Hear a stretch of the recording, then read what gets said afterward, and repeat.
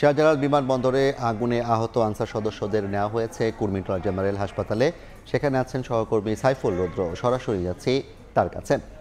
রুদ্র, কি অবস্থা দেখছেন? এখনো পর্যন্ত আমরা যেটুকু জেনেছি 25 জন আহত ছিলেন। রুদ্র, 25 জন আহত ছিলেন, আপনি সর্বশেষ জানিয়েছিলেন।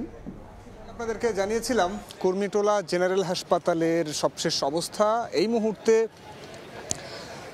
14 জন আনসার সদস্য এখানে নিয়ে আসা হয়েছিল, যেটি আমি তখন বলেছিলাম আপনাদেরকে যে এই 14 জন সর্বসাকুল্যে যাদেরকে নিয়ে আসা হয়েছে তার মধ্যে 8 জন আনসার সদস্য ছিলেন।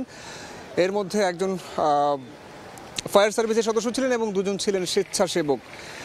আনসারের ঢাকা বিভাগের মহাপরিচালকের সঙ্গে কথা হয়েছিল।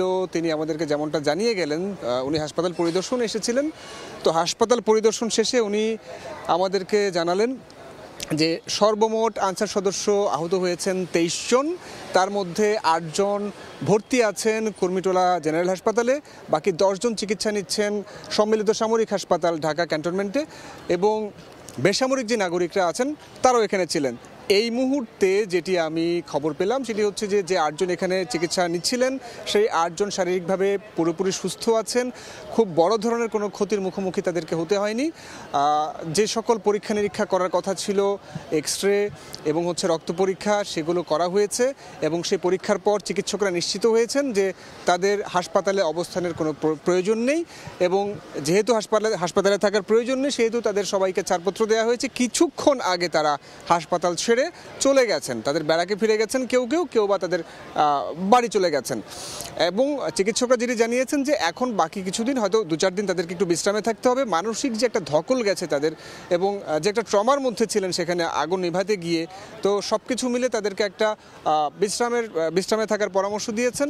এবং সম্মিলিত সামরিক হাসপাতালে যারা চিকিৎসা নিচ্ছেন, যে 10 জন চিকিৎসা নিচ্ছেন, তারা সেখানে 3 জনের অবস্থা একটু বেশি ঝুঁকিপূর্ণ, যেটি আমাদেরকে বলেছেন, এবং তাদেরকেও নিবিড় পর্যবেক্ষণে রাখা হয়েছে। তাদেরকে পরবর্তী চিকিৎসা দিয়ে তাদেরকেও সেখান থেকে ছাড়পত্র দেয়া হবে, এমনটি আমরা জানতে পেরেছি।